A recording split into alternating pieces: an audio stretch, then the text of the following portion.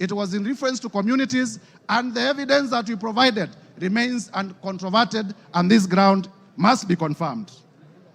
Mr. Speaker, on the issue of KEMSA, again, to show a man who is a flip-flop, yesterday on live television, Honorable Rigathi Gachagua admitted that he personally called Dr. Andrew Mulwa by his own phone yesterday on television. Today, appearing before us, he denies that he did not call him. So, which part of his testimony do we believe? Do we believe the testimony that he gave yesterday on national television, that he did call Dr. Andrew Mulwa, and that he sent his own son to Dr. Andrew Mulwa to collect the bid bond? Or do we believe the testimony that he has brought today, altered testimony that he has brought today? I urge you to find that Mr. Rigathi Gachagua indeed did call to influence investigations. On the issue of cabinet, Mr. Speaker, if you may allow me just 1 minute. On the issue of cabinet resolution, he has admitted and proceeded to justify that despite the existence of a valid cabinet decision in a cabinet meeting that he sat, he chose to defy that cabinet decision. And for that reason, Mr. Gachagua, by his own admission, must be removed from government. Mr. Speaker, as I conclude, this is the National Assembly of the Republic of Kenya. And for the National Assembly of the Republic of Kenya to assert its constitutional authority, Mr. Rigathi Gachagua must be impeached today. I urge members. Mr. Rigathi Gachagua, we have heard from members here, has made inflammatory remarks against the women of the Republic. For the respect of the women of the Republic of Kenya, Mr. Rigathi Gachagua must be impeached today. We have heard that Mr. Rigathi Gachagua has disinherited the widows of his own brother. And for the widows of Kenya, beginning from Madeira, to be safe, Mr. Rigathi Gachagua must be impeached today. And therefore, I urge members to find favor with my motion from clause 1 to clause 11. And as you vote to impeach Mr. Rigathi Gachagua. I thank you, Mr. Speaker, I beg to move. And I beg to move. Thank you. Honorable members on their feet, take your seats. Take your seats. Take your seats. Brighton, take your seats. Today you are very mobile.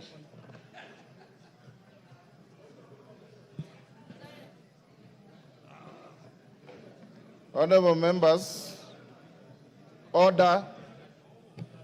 Honorable members, Honorable Jeho, take your seat. Honorable members, we are coming to the end of this motion. And before I put the question, this is one motion where there is no voice vote.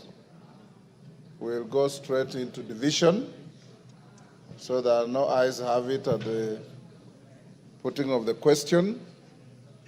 The House Business Committee yesterday deliberated on the manner of voting, and it was unanimously agreed that there will be a roll call vote. There will be a roll call vote. That being the case, we should be done, if we are orderly, we should be done in the next 30 minutes to 40 minutes, maximum 1 hour. When we start voting,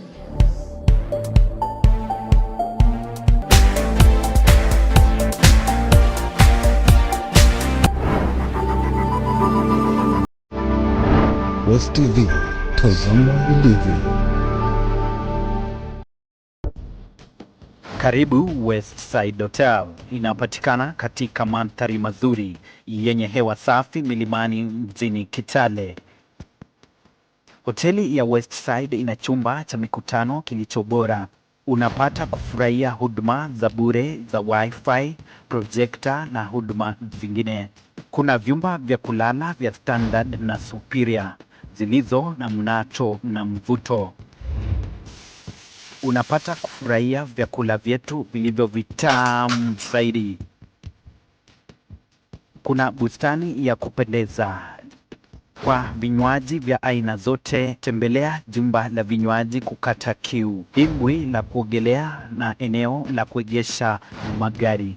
Tupate kwa nambari ya simu 0732993110 au 0719500635. Westv, tazama ilivyo.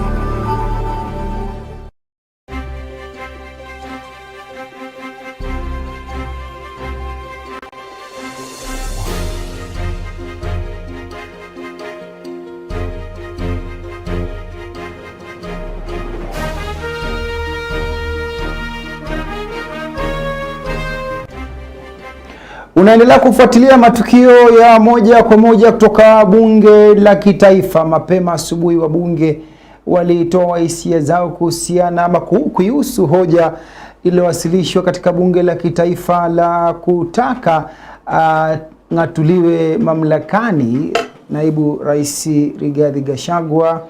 Na jioni hii Mheshimiwa naibu rais amepata nafasi ya kujitetea mbele ya bunge la kitaifa. Wabunge wametoa hisia zao, lakini sasa naambiwa spika wa bunge la kitaifa Moses Masika Wetangula anatoa mwelekeo ikiwa wabunge anatoa mwelekeo wa kupiga kura ya kumng'atua afisini naibu rais.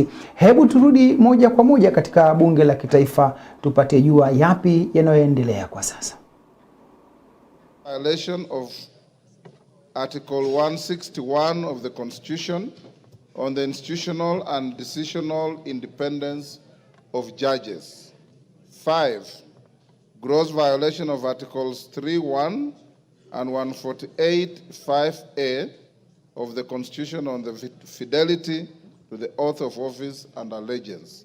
6, serious reasons to believe that His Excellency the Deputy President has committed crimes under Sections 13(1)(a) and 62 of the National Cohesion and Integration Act. 7, serious reasons to believe that His Excellency the Deputy President has committed gross economic crimes under Sections 45(1), 46, 47(a)(3), and 48(1) of the Anti-Corruption and Economic Crimes Act and Sections 2, 3, 4, and 7 of the Proceeds of Crime and Anti-Money Laundering Act. 8, serious reasons to believe that His Excellency the Deputy President has committed crimes by continuously misleading members of the public through false, malicious, divisive, and insightful remarks that are contrary to the provisions of Section 132 of the Penal Code and Section 29 of the Leadership and Integrity Act. 9, gross misconduct that is incompatible with the high calling and dignified status of the office of the Deputy President, a member of the Cabinet and the National Security Council.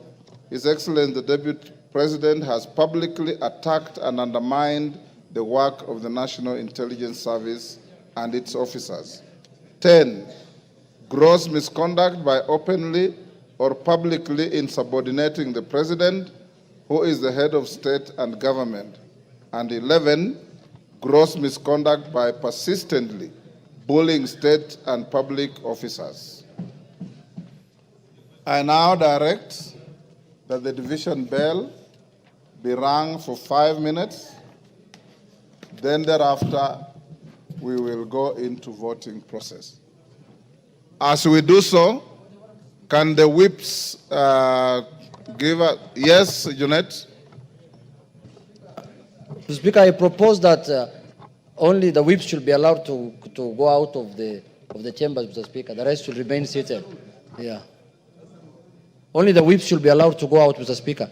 The rest of the members can sit and hold their things on the. That's the rule. That's the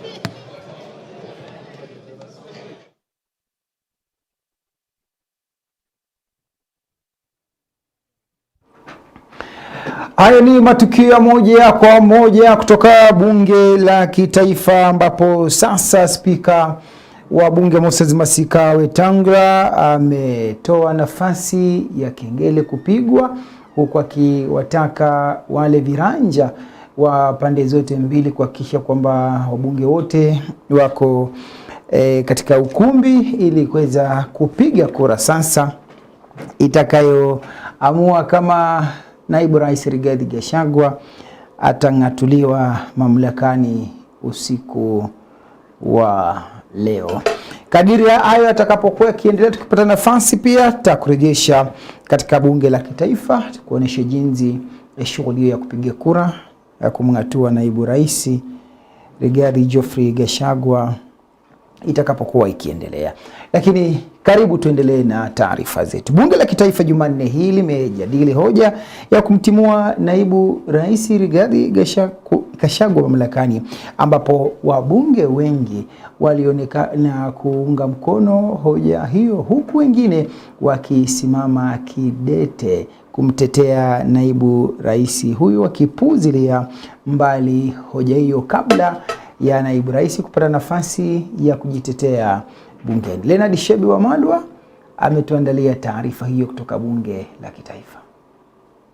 The Republic of Kenya Equal Opportunities for Public Service Appointments. Jaji Mwinge Mutuse wa Kibwezi Magharibi, huku akiambatanisha madai yake yote 11 na ushahidi anaoamini unatosha kwa Order, no more points of order. Your Excellency, David President. Hoja hiyo iliyowasilishwa kwa mara ya kwanza bungeni humo Jumanne iliyopita ilirejelewa tena na mbunge mwasilishaji Mwinge Mutuse wa Kibwezi Magharibi, huku akiambatanisha madai yake yote 11 na ushahidi anaoamini unatosha kuwashawishi wabunge kumng'atua naibu wa rais afisini. I started by saying all you need to do is to believe that His Excellency Rigathi Gachagua has committed crimes. And there is buying properties worth 5.2 billion within a period of 2 years is not reason enough to believe that he has stolen from the Kenyan Republic. What else then will be a reason to believe? If a 28-year-old can be alleged to have walked into a bank and gotten a loan of 600 million, what else is a serious reason to believe that an economic crime has been done? Baada ya hoja hiyo kuwasilishwa tena, spika wa bunge la kitaifa Moses Wetangula aliruhusu wabunge kuanza kujadili hoja hiyo. Mr. Speaker, because of kuweka miteko kila mahali kwa kona State House has affected some of us when he was still very active in State House, blocking us from accessing State House. Mr. Speaker, the whole issue of shares, I want to tell people from Western Kenya, we are suffering from this because of his input and insisting, embarrassing the president when he wants to help persons from West Kenya. He says those people don't deserve to have the share they're having in the government. The Deputy President of the Republic of Kenya is supposed to be above board. He is supposed to be the number 2 citizen who needs to preach national unity. He is supposed to be the president in waiting. He is supposed to be actually the president in waiting. With optimism.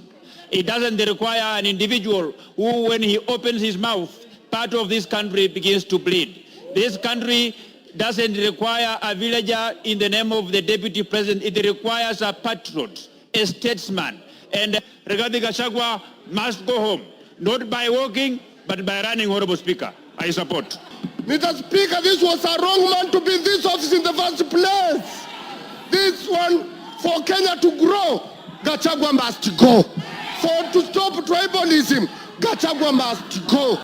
I'm at pain, Honorable Speaker, going through this to find anything that has been proved beyond reasonable doubt to move this House, Honorable Speaker, to take such a drastic action.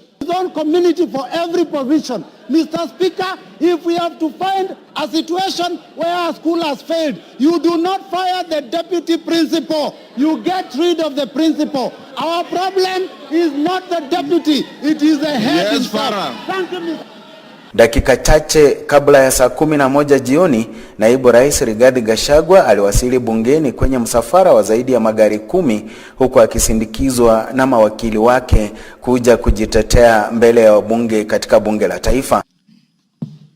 I want to appeal to this Honorable House to consider the allegations against me by the mover of the motion, weigh it against the attached evidence, weigh it against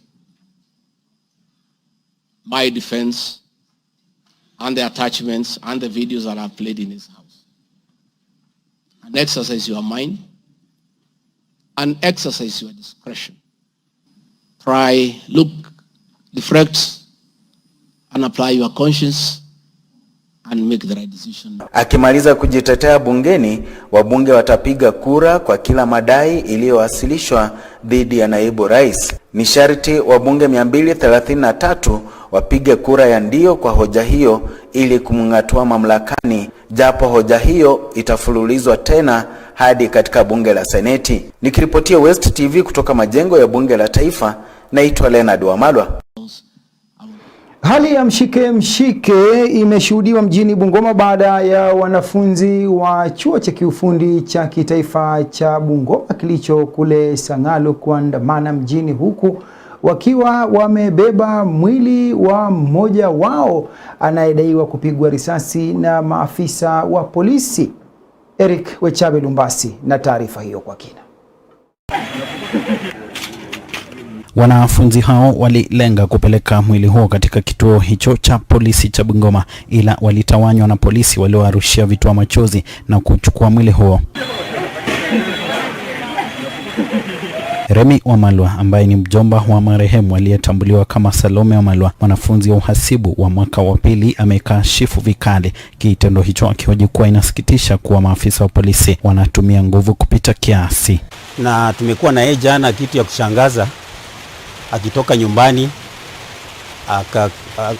nyumbani alikuwa amekuja kuuliza mambo ya upkeep na akarudi shule. Sasa this morning naambiwa kuna riot shule, lakini wameshuti msichana mmoja na julikani ni nani. Kidogo nikapigiwa tena na nimepata ya kwamba wameshuti msichana yangu, na nimekuja kweli nimepata ni yeye amekufa. Sasa ameletwa hapa town na nimeambiwa ameshutiwa nyuma upande huu. Sasa mimi nimehusunika sana kwa msichana yangu vile ameshutiwa hivyo, na ukweli huyo mtoto hana wazazi. Mimi ndio nilimchukua niishi na yeye, hata mwenye analipa fees ni kuna organization fulani ilikuwa imemsaidia kumlipia fees. Haya yanajiri huku chuo hicho kikifungwa kwa muda usiojulikana kufuatia maandamano yaliyoanza siku ya Jumatatu, ambapo wanafunzi wanalalamikia usimamizi mbovu wa mwalimu mkuu Rosbella Chuku. So we have had some up and downs yesterday and today morning. So we were in the process of discussing the closure of the school when the students stormed the college, and we had to come to this place where we are now. So I want to take this opportunity to announce that the college is closed indefinitely. I've consulted with the TVET, State Department of TVET, particularly my director, Dr. Opora, because I'm not able to reach my PS. She's very busy somewhere. So with the directive of the ministry, I've been asked to close the college indefinitely. Eric Lumbasi, West TV, mji wa Bungoma, kaunti ya Bungoma. Watu wawili wameaga dunia huku wengine 4 wakisazwa na majeraha mabaya katika ajali iliyohusisha pikipiki kwenye barabara ya kutoka Sango kupitia namba 1 hadi Mawe 3 katika eneo bunge la Likuyani, kaunti ya Kakamega. Joseph Amunya Otieno na tathmini hiyo kwa kina. Kwenye kisa kimoja, vijana 4 kutoka kijiji cha Kambi Mawe waliokuwa wamebebana kwenye pikipiki moja wanadaiwa kupoteza mwelekeo na kuanguka karibu na daraja la Mapera, huku 2 wakiaga dunia na 2 wakinusurika na majeraha mabaya kwenye ajali hiyo iliyotokea mwendo wa saa 1:30 jioni. Na ajali hiyo ilikuwa ya vijana wetu 4, 2 wakaweza kufariki, lakini wawili wako katika hospitali wanaendelea kutibiwa. Kaenda paka pale Mtoni ambapo tulisikia ajali imetokea.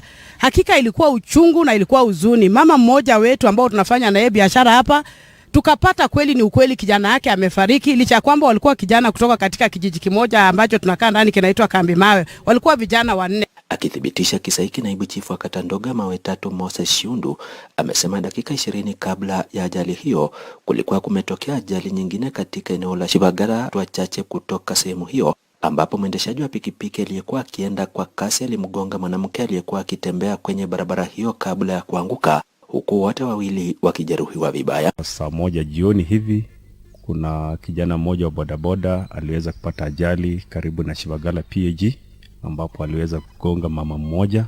Wote waliweza kupata majeraha mabaya na wakaweza kukimbizwa katika kituo cha afya cha Likuyani.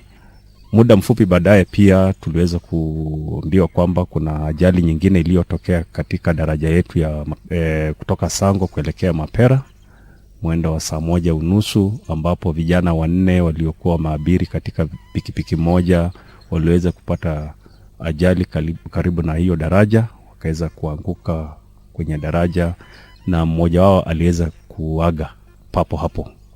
Watatu walipata majeraha mabaya, tukaweza kuokoa na wananchi waliokuepo wakapelekwa katika kituo cha afya cha Likuyani, lakini pia baadaye tuliweza kupata ripoti kwamba kijana mmoja pia aliweza kuaga. Kwa jumla tuliweza kupoteza vijana 2.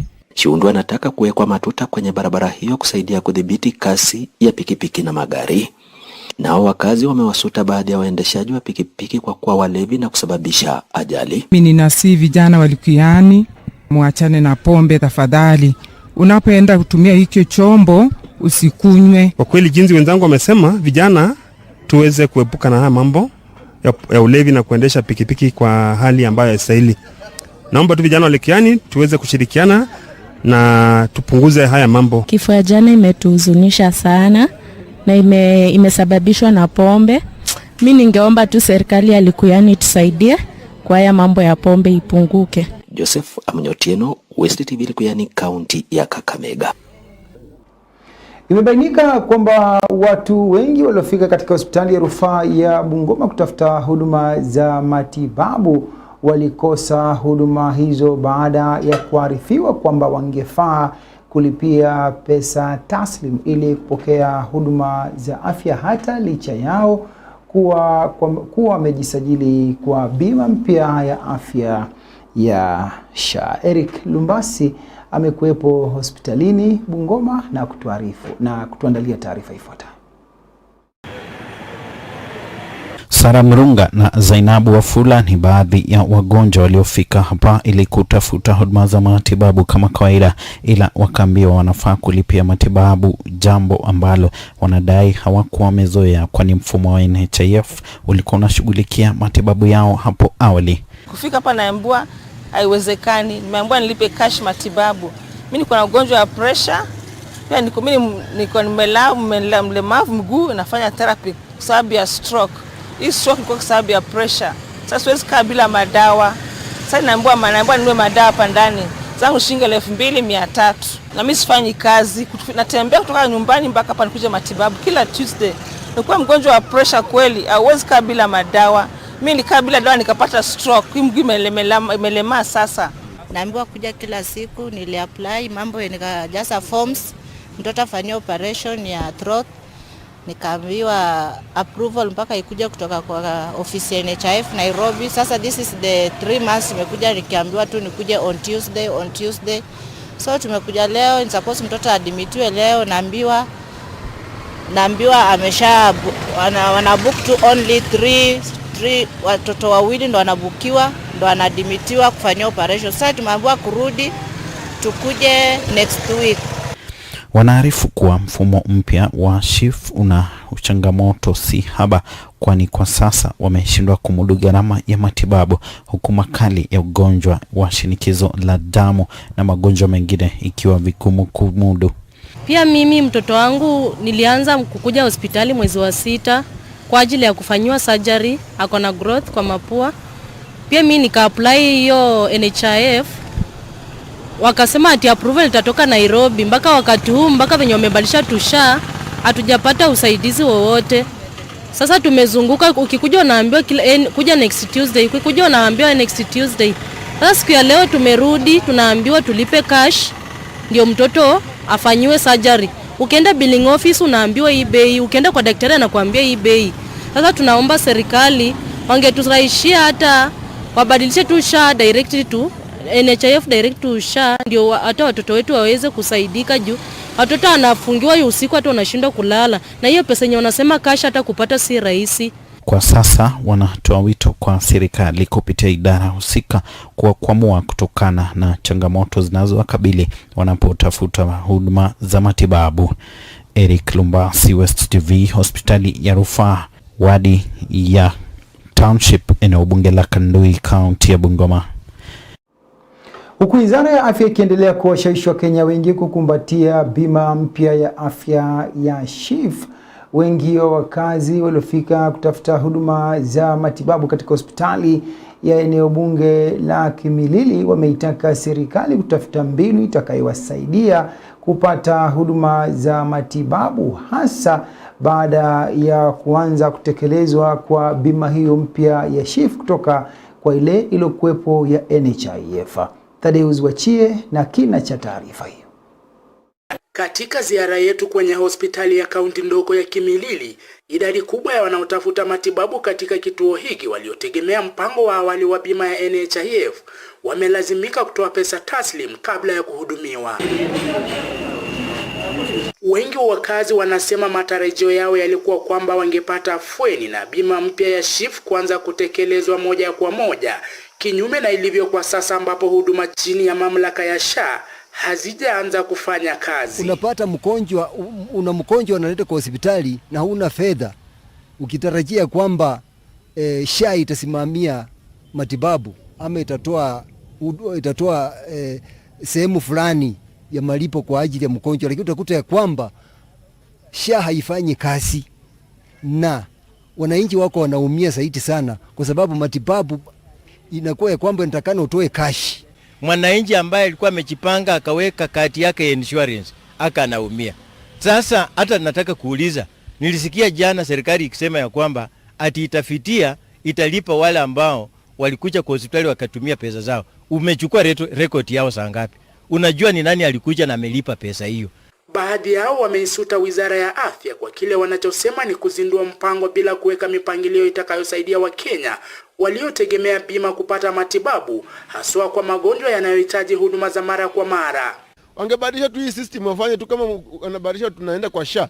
Wangebadilisha tu system, mtu mwenye alikuwa kwa NHIF abadilikwe tu akuje kwa SHA na hiyo system iendelee tu kwa hivyo. Hapana tena kusema ati SHA ikifungwa, NHIF ikifungwa, SHA ndiye inawekwa. Na hiyo SHA tena haijaanza kufanya. SHA inaumiza, imekuja na wananchi wako wanaumia zaidi sana. Kwa hivyo tunahitaji serikali yetu iangalie na ifanye mikakati. For example, mtu mwenye anatakiwa kumfanyia dialysis, na alafu huyo mtu ametegemea hiyo SHA ama alikuwa anategemeanga hiyo NHIF, sio mtu mtakuwa mnamuumiza. Hatua hii imetajwa kuwaumiza Wakenya wenye mapato ya chini, ikizingatiwa kuwa kiasi kikubwa cha Wakenya hawana akiba ambayo inaweza kutumiwa kwenye shughuli za dharura ikiwemo magonjwa. Ugonjwa hauwezi jua utaingia wakati gani ama siku gani, huwezi kuambia kama utaingia. Magonjwa nayo haiwezi pisha ndio iguje. Magonjwa ndio inakuja tu wakati wowote ule ambao imepisha kwa mlango. Mzimo ni mbaya saizi. Ugonjwa kuna breakdown ya malaria. Breakdown ya malaria inaangamiza watu wetu, na huku mnasema ya kwamba hii system itafanya. Nikiripotia West TV kutoka Kimilili, kaunti ya Bungoma, naitwa Tadeus Wachie. Shughuli za matibabu katika kaunti ya Trans Nzoia zimetatizika leo baada ya wauguzi kuanza mgomo wao. Na kama anavyotuarifu mwanahabari wetu Mike Msikoyo, wauguzi hao wameanza mgomo wao leo baada ya mazungumzo baina yao na serikali ya kaunti ya Trans Nzoia kufeli. Wakiwa wamejihami kwa mabango yenye jumbe za matakwa yao, wauguzi hao wakiongozwa na mwenyekiti wao Cyprian Nyakundi na katibu wao mkuu Edward Cheriot wameelezea kusikitishwa kwao kuwa licha ya kusitisha mgomo wao mwezi Julai, serikali ya kaunti imedinda kutimiza ahadi iliyotoa kwa muungano wao. We negotiated under the leadership of Professor Amere. Saisi Professor Amere ametoroka. Ameingia nyasi. Wakati tunaitisha yeye atueleze ni nini imefanyika na agreement, anatutoroka.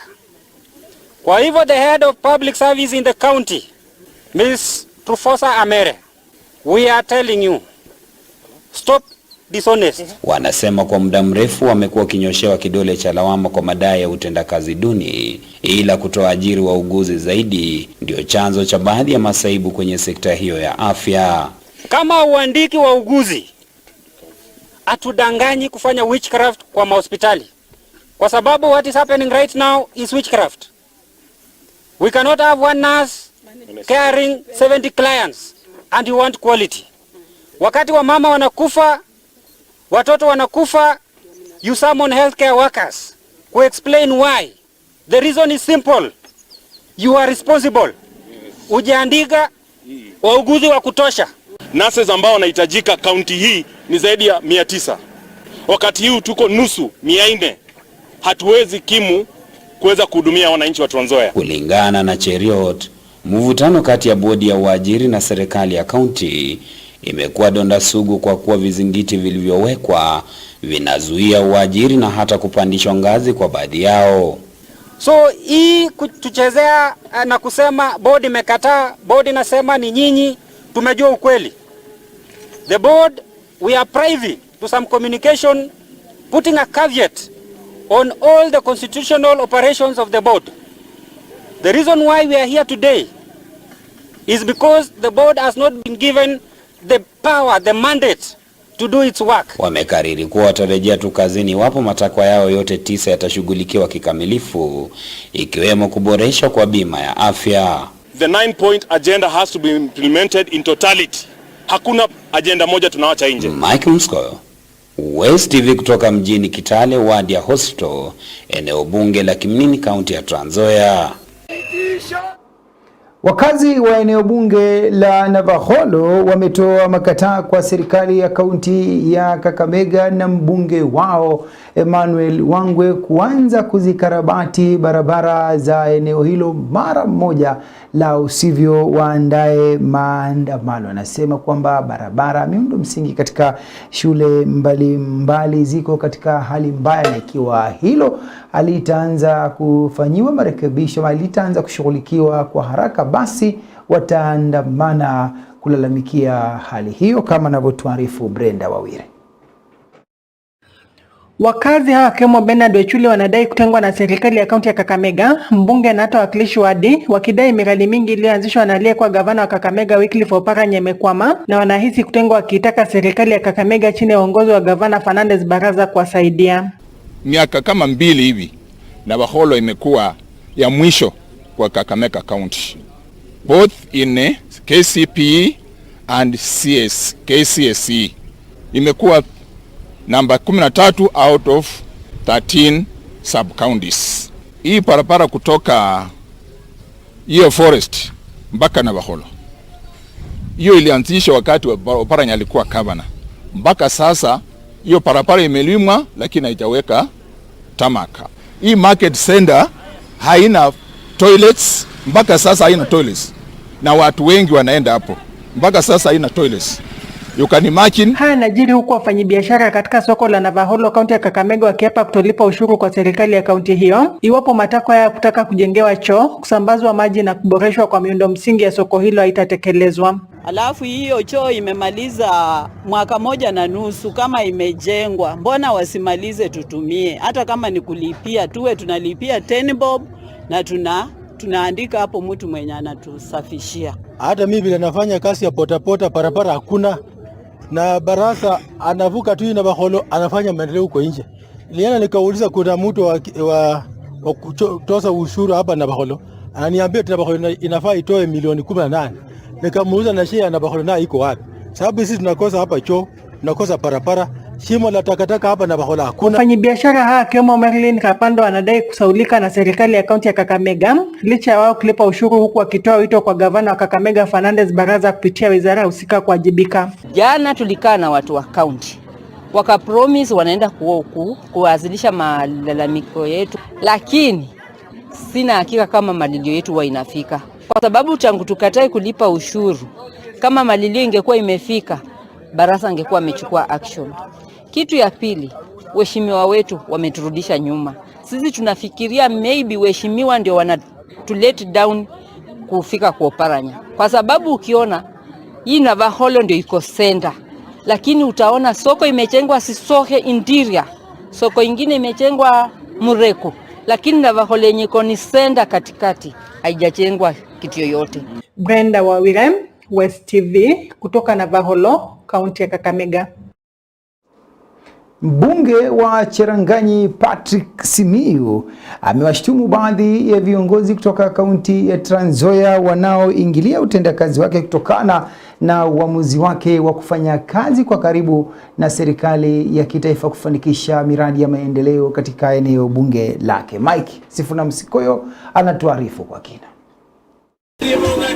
Akizungumza kwenye hafla ya uzinduzi wa mradi wa basi kwa shule ya upili ya wasichana ya Ututu, mradi uliofadhiliwa na fedha za hazina ya NGCDF, Simiyu ametumia fursa hiyo kuwalaumu wanaoingilia majukumu yake kuwa ni maadui wa maendeleo.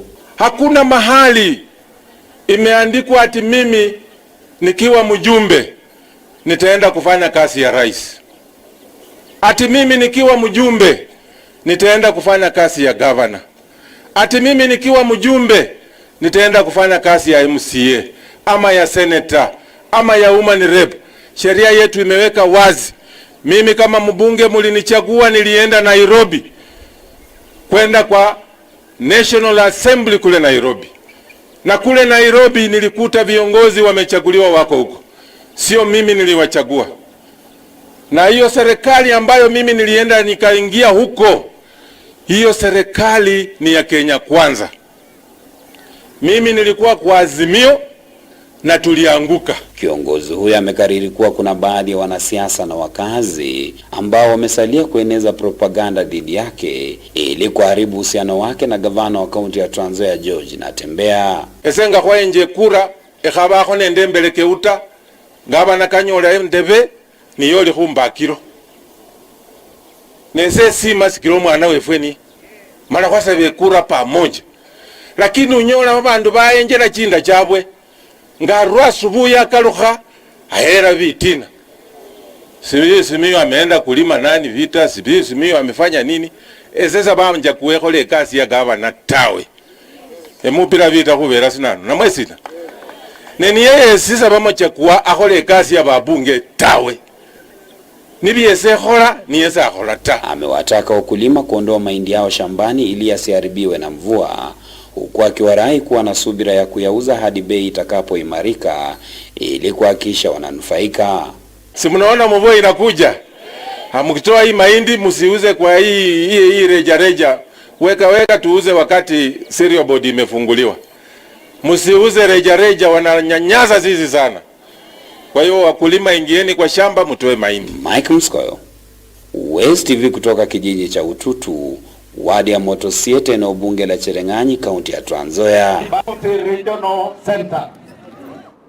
Chifu wa kata ya Misiru Paul Kisuya na mwenzake wa Webuye mjini Misiko Barasa wamewarahi walimu wakuu kutoa orodha ya wanafunzi ambao hawajafika shuleni kwa muda sasa ili hatua zifaazo ziweze kuchukuliwa kwa wahusika wakuu. Edwin Sesaka na taarifa hiyo kikamilifu. Kwenye mkutano wa hadhara katika eneo lake la utawala, Chief Paul Kisuya wa kata ya Misiru alisema atasita kuwachukulia hatua kali wazazi kwa kukosa kuwajibika, huku mwenzake wa Webuye mjini Misiko Barasa akiwataka wanafunzi kuhakikisha wanasajili matokeo bora. Niandikie tu mtoto jina, niandikie mzazi, then niambie hajakuja shule for the last 2 days. Na nikikupata nyumbani, you will know I'm a chief. Hakuna haja tupombelezane when we are realizing our children from other areas are getting A's going to Nairobi University, na wetu mnataka apate a C- wanamtafutia mahali pa kwenda diploma. Hapana. School head or principal akitumanisha mwanafunzi shuleni nyumbani, go there because mapato yetu ni tofauti. Go there and explain to the principal ya kwamba mimi uwezo wangu uko namna hivi, and tafadhali I will clear this kulingana na vile uwezo wako unakuruhusu. Mwalimu mkuu Kennedy Skuku wa shule ya upili ya Sirisia Bok ameunga mkono wito huu, akisema kutohudhuria shule kwa wanafunzi kumeathiri matokeo katika shule nyingi eneo hilo, akisifia hatua ya Chief Paul Kisuya. Nataka kuamini ya kwamba hapa msumbui Madam Sara na absenteeism, hamtaki kujua. Hata tushawajana mambo ya fees, tumeongea paka tumechoka. Tunataka tumukue shule. Ona mheshimiwa ameongeza madarasa, unaongeza na watu hawa. Hapana. Inji yetu itaendelea tu kama tutaweka uzito katika masomo. Walimu wakuu kutoka eneo hilo akiwemo Simon Mutembeto wa Bunangeni, Kennedy Skuku wa Sirisia Bok na Joan Kikechi wa Matulo RC wamewataka wazazi kushirikiana usimamizi wa shule hasa katika masuala ya nidhamu, huku wakiwataka wanafunzi kutia bidii masomoni. Parents, please, especially when it comes to discipline, unless you discipline your own child, nobody will discipline for you. Please come up and check the child. Work closely with your teachers. Pande wa wazazi hawashughuliki hata na ripoti kati ya mtoto. Shule inaweza fungwa, ripoti kati ubaki nazo na hawana haja. Sisi tunafuata sheria, hata uitishe tuition yenye ni free hawakuji. Ni kiripotia West TV kutoka Misihu, eneo bunge la Webuye Magharibi, kaunti ya Bungoma. Jina langu ni Edwin Sasaka.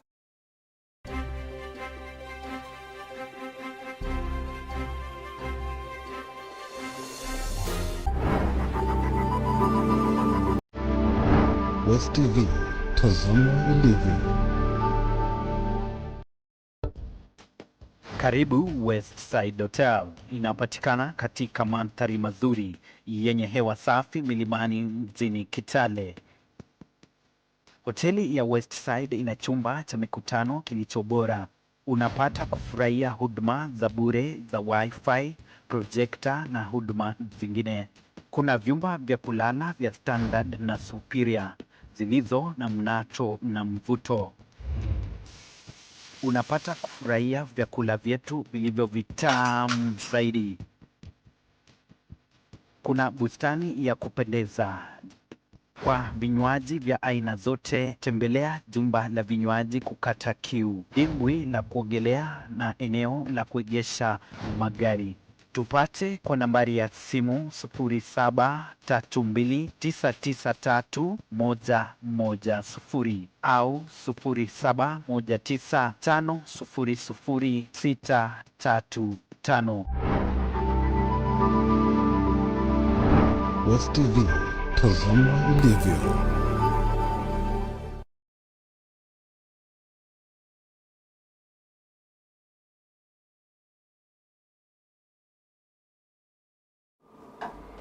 Asante kwa kuendelea kuwa nasi, na sasa karibu tuingie sokoni. Na twende sokoni wapi? Cheptulu. Wafanyabiashara katika soko la Cheptulu linalopatikana katika wadi ya Shiru, eneo bunge la Hamisi, kaunti ya Vihiga, wamesusia kulipa ushuru kwa serikali ya kaunti ya Vihiga kuanzia Jumanne hii hadi pale serikali ya kaunti hiyo itakapotatua changamoto zinazolikumba soko hilo, zikiwemo ukosefu wa vyoo na hata taa za usiku. Sheluna Sahlu yuko Cheptulu na hii hapa taarifa yake. Mwenyekiti wa kamati hiyo inayosimamia soko hilo la Cheptul Humphreys Makamu, wafanyabiashara hao wanadai kuhangaika kutokana na ukosefu wa vyoo, hali hii ikiwaweka katika hatari ya kuambukizwa maradhi yanayosababishwa na uchafu. Mahali penye naenda kujisaidia hakuna, naenda kwa majani huko, na nikienda nikichuma kama nikukojoa hapo, sasa naona si yuko comfortable, hata nyoka inaweza kuniuma. Kiangalia sasa hii hospitali mingi ni mambo ya typhoid kwa sababu hatuna maji safi mahali hapa. So tunamwomba gavana alete maji, watu wapate maji safi. Soko hilo linalovutia idadi kubwa ya wanafunzi wa taasisi za elimu katika eneo hilo wanadai inakosa usalama.